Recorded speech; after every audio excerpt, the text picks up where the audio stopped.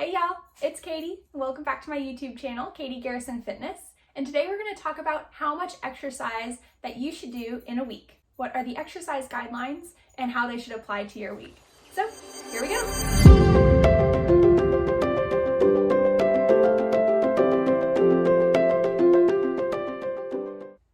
So many different exercise routines out there. Some people go once a week, some people go a couple times a week, some people go twice a day. It just depends on the person, but how much exercise is right for your week.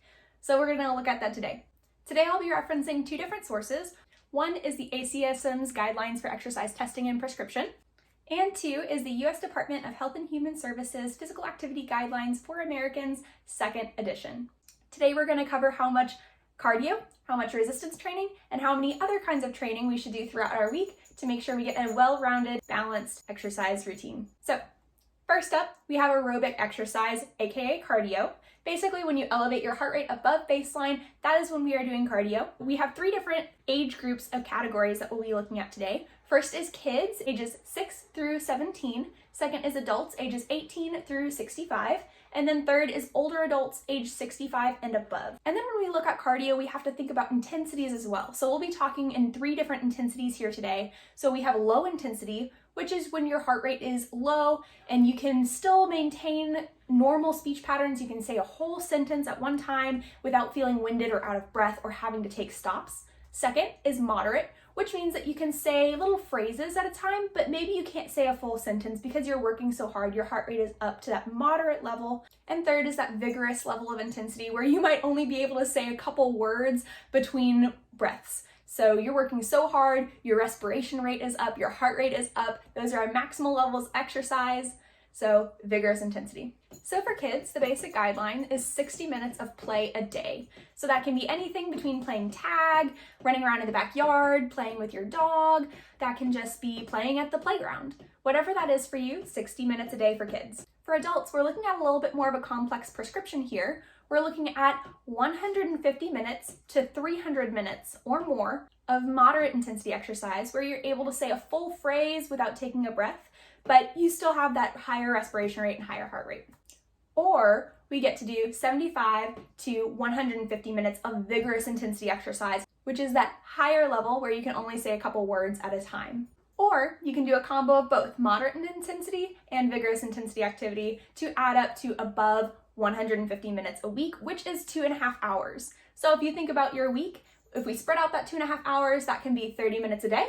That can be a little bit more on a couple days or less on a couple days, whatever your schedule is, as long as you spread that 2.5 hours out throughout your week or add on a little bit more from there. And for older adults out there, 65 and up, we want to aim for at least 150 minutes of activity. So for that activity, you might only be doing that lower intensity activity, but as long as you're getting up, going for a walk, if you are able to do those moderate intensities of exercise, good for you, that's great. But here, we just have to remember that we are working within our physical conditions. So whatever you are able to do, get out there and do it.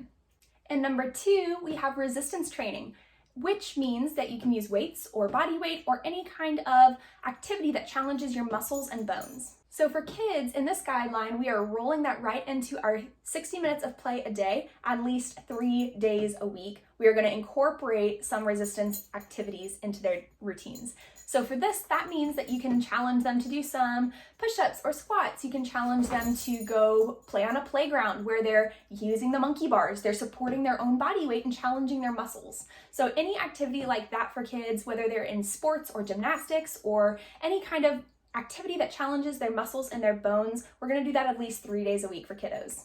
And then for adults and older adults out there, we're going to try to challenge our muscles at least 2 days a week where we challenge all major muscle groups. So maybe that's 2 days where we do total body exercise on both days, or maybe that's where, hi Tanner, he's over here by my legs. Or maybe that's where we split up our muscle groups a little bit and we do 2 days of upper body and 2 days of lower body. Or maybe you do 2 days of push and 2 days of pull. Whatever that looks like for your schedule and how it fits into your lifestyle, that's how we're going to do it. And number 3, these are extra aspects of training that are super important to our health. Number 1 is flexibility training, and number 2 is neuromotor or balance training. So for flexibility training, we're going to aim to do this 2 or more days a week. it's so easy to tack on flexibility after our resistance training days because we're going to be in there at least 2 days or more. So if you just tack on that at the end of your resistance training, you can get a good stretch in as well. So for flexibility training, we are going to challenge each of our muscle groups at least 2 times a week, and each individual stretch should be held for 10 to 30 seconds at a time, and we're going to repeat that stretch as many times as it takes to reach 60 full seconds per muscle group. So if I sit there and hold a hamstring stretch for 10 seconds, I'm going to repeat that 6 full times to reach that full 60 seconds. If I only hold it for 30 seconds, then that means I only do the stretch 2 times. And of course, with flexibility training, we always want to hold that to the point of discomfort, but not to the point of pain. We never want to feel pain in our joints or muscles whenever we stretch, only a mild discomfort that is tolerable. And last but certainly not least, here is our neuromotor or balance training. So for this balance training, hi Tanner, he's still over here messing around. So for this balance training, it is very important for kids as they're learning their bodies and learning how to function and move properly. It's important for active adults who are moving and going and have to balance in their daily lives. And it's super, super important for older adults as well, as balance becomes an even bigger challenge later in life. So even though balance is almost the underdog of training, we want to make sure that we incorporate balance into our routines. So our guidelines for balance are at least 2 times a week, and incorporating 20 to 30 minutes total of balance training throughout your week. What that can also look like is incorporating balance exercises into our resistance training, maybe doing some of that balance one-legged, finding a stagger stance, or finding different positions that challenge our balance as well. And if you're trying to get both flexibility and balance in the same session, you could always try yoga too.